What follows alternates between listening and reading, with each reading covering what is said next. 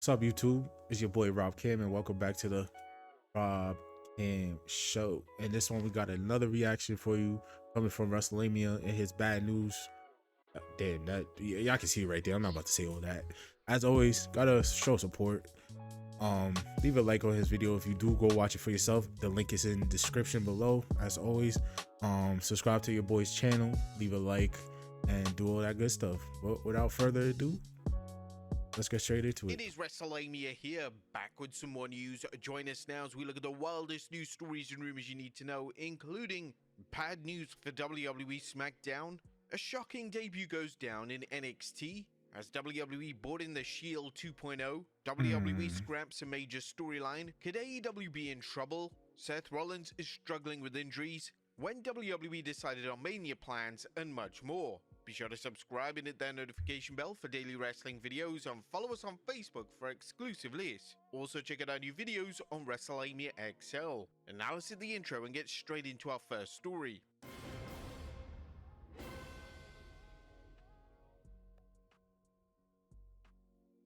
Our first story looks at, well, bad news for WWE Smackdown.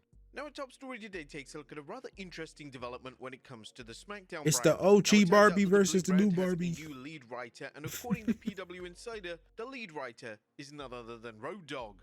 PW Insider reported WWE Hall of Famer Road Dogg Brian James has been named the new co-lead writer for the Smackdown brand. PWInsider.com can exclusively confirm.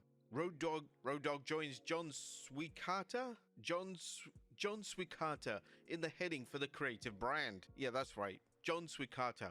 Now, this report has already received widespread attention on social media. Road Dogg was previously the head writer for SmackDown in 2017. The product, well, wasn't really well received, to say the very least. Road Dogg himself had a real bad habit of arguing with fans on social media during this time, and it was definitely a tough time to be a fan of the WWE product. Hopefully, with Triple H still overseeing Road Dogg, a similar problem doesn't occur. Now, it goes without saying that the SmackDown product has been received somewhat poorly in 2025, and WWE definitely have work to do when it comes to the 3-hour broadcast. Adding an extra hour to the show should have enhanced storylines and allow more talent to be showcased, but that's not what's happening right now. These shows, particularly a 3-hour one, should feel huge, especially with WWE being just 9 weeks away from WrestleMania. But SmackDown is seriously missing that spark that makes Mania season so compelling as a viewer. Let's hope things change for the better. Next up, a new WWE faction debuts. Is this the Shield 2.0? And the NXT Vengeance Day show is receiving rave reviews from fans. The show was notable as it saw Stephanie Vaquer capture the NXT Women's North American. I ain't watch it, but from the looks of it, it looked like a good show. No, Stephanie here. Well, important. She's, and she's, feel me? Like, title, and the talented Julia retain her respective title in the main event of the show. But with that being said, the main talking point coming out of the show is the debut of a brand new faction. Bootleg The Shield. second match of Vengeance Day saw Axiom and Nathan Frazier retain the NXT Tag Team Championships over Josh Briggs and Yoshiki Hanamura, but after the match, they were surrounded by 4 wrestlers in, well, very familiar masks who proceeded to lay out both teams. Ultra. It was later confirmed that the names in the stable are Dion Lennox, Cutler James, Saquon Sugars, and Osiris Griffin. The group's rampage didn't stop there, as later that night, Oba Femi emerged victorious from an NXT title defense against both members of A-Town Down Under. As Femi celebrated in the ring, the group would attack once again, and they will lay out Femi with a devastating powerbomb. Again, does it seem familiar? Whatever the case, whether this is Shield 2.0, this is the exact angle that the NXT men's division needed. Whilst the women's division in NXT is firing on all cylinders, the same couldn't be said for the men's division, as they've struggled to create compelling challenges for Oba Femi. It'll be interesting to see how this plays out and whether this really is the Shield 2.0. Maybe it's Shield 0.5. Well, who knows? Let's just at least give it a chance, right? Next up, shocking NXT debut goes down. Now, it was reported this week that Jordan Grace was NXT 0.5 is crazy. bound, but nobody could have expected Grace to make a return to the brand last night at Vengeance Day. The end of the show last night saw Julia take part in a heated confrontation with the new Women's North American champion Stephanie Vaquer. This moment would be interrupted by Grace, who then proceeded to stare down both champions. Grace received a thunderous ovation, and NXT is evidently priding itself in having the best women's division in the world right now. Next up, WWE scraps a major storyline. One of the most exciting storylines on Raw this month has focused on Chad Gable, as Gable recently announced that he was stepping away from the Red brand to learn the dark arts of Lucha Libre. The Observer is now reporting that WWE had considered bringing in someone from a Mexican promotion to be involved in the storyline, but this idea has now been officially scrapped.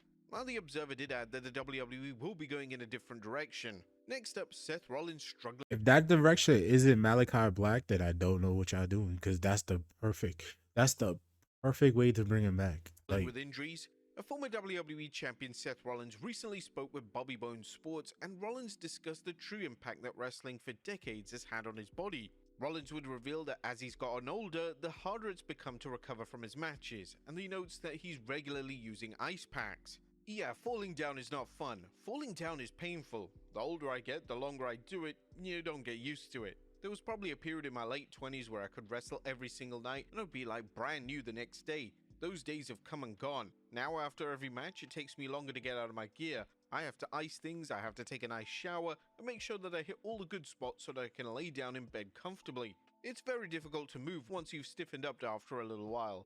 Whilst Rollins may be consistently banged up, he had direct praise to WWE's medical team, who he has full trust in.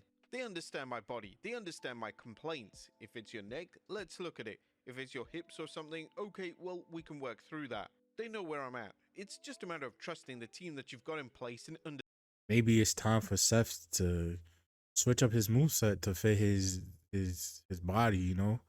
But like as you get older as a wrestler, like look at CM Punk. When he went to, I feel like when he came back to wrestling, he was still trying to do certain moves that he did before he left. And one, he hasn't wrestled in God knows 7 years. Well, 7 years at that point in time. And him trying to do certain things that he used to do at his state was not going to work. And I feel like Seth is starting to, a lot of them is starting to get to that point. Yeah, you guys are getting older, so you guys need to adapt to, like, look at AJ Styles. Like, his moveset, even though in WWE your moveset is cut, but I feel like you should start changing it as the older you get. Just as you get older as a wrestler, you do need to change your moveset. Understanding your body. Rollins is set for a hectic month ahead as he's set to work with a world champion Gunther during the WWE's Tour of Europe, as well as step foot in the Elimination Chamber match on March 1st. Next up, WWE teasing a new John Cena angle. Could WWE be teasing a new angle when it comes to John Cena? Since Cena simply declared himself for the Elimination Chamber match, numerous wrestlers in the chamber itself have come forward to take issue with the fact that Cena really didn't have to earn his spot. Drew McIntyre and CM Punk have both made comments regarding this, and now Seth Rollins is the latest to do so. During his appearance on Bobby Bones Sport, this is what Rollins had to say. CM Punk's in the chamber, John Cena's in the chamber. Cena just said, I'm in, I'm doing it. I'm not qualifying, I'm John Cena. And I go, okay, I guess that makes sense. And this could make for a compelling storyline as we head into WrestleMania 41. It was extremely odd that Cena was allowed to declare himself for the match, and with WWE consistently blurring kayfabe lines in the Triple H era, a storyline of Cena using his political power to place himself in top matches really would be cool to explore. What do you guys think? Let us know in the comments down below. Next up, when WWE decided on WrestleMania plans. And on SmackDown this week, it was made official that Tiffany Stratton vs Charlotte Flair will take place at WrestleMania 41. According to Sean Ross Sapp of Fightful Select, Flair's Royal Rumble victory and a missing an eyelash. Y'all see that? Look. Selection of Stratton as her opponent had been planned for months. In fact, the plan for the title showdown has reportedly been in place since December. The match has been rumored for some time, and it's nice to see at least one WrestleMania match being a long-term plan. It also appears that WWE have pivoted with the direction of the match. Initially, it looked like Flair was going to be the babyface heading into the match, but based on SmackDown, as well as Stratton working as a babyface at the Elimination Chamber, the roles have now been reversed. Now, this is actually a logical and sensible move, and it shows that WWE are directly listening to the audience. Next up, could AEW be in trouble? Yeah, but nobody wanted a babyface Charlotte to start with, so what the fuck are we talking about? A WWE Hall of Famer Booker T has sent a strong warning to AEW. Booker was recently interviewed by Forbes, and the idea behind the interview was to promote the WWE LFG show. During the interview, the former world champion was asked about the AEW product and their lack of focus on newer, younger talent. Booker would compare the situation to what he found himself back in WCW, and he stated that the AEW talent could wake up one day and it could be all over. It's hard for me to say what they should do or anything like that, but I can tell you back when I was in WCW and things were just running and everybody thought everything was good just because we were on television, like what we may see with those guys, you could wake up one day and they could be all over it. So you better be thinking about what's next. You better be thinking about the future, just like we're thinking about right now with WWE, with so many programs, trying to think about the young talent out there that's going to be fueling this next generation. But whilst AEW shows no genuine signs of going out of business, Booker T does have a strong point, and AEW definitely need to focus on creating new stars to lead the brand for many years to come.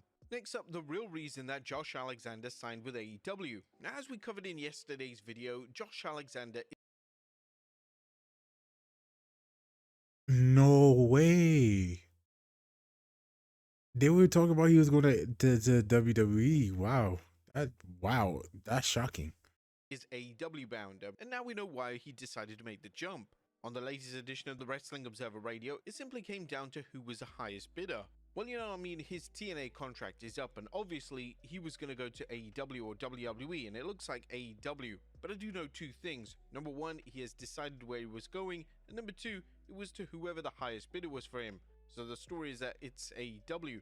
But I know those two were the two key decision points. Providing the best for his family was key, and you know, somebody offered a better deal than the other, and that's the one he took. Now they emphasized that Alexander's priority was providing for his family. I respect it. It's just the fact that you would take care of your fam. I respect it. And this naturally led to him signing for Tony Khan's promotion.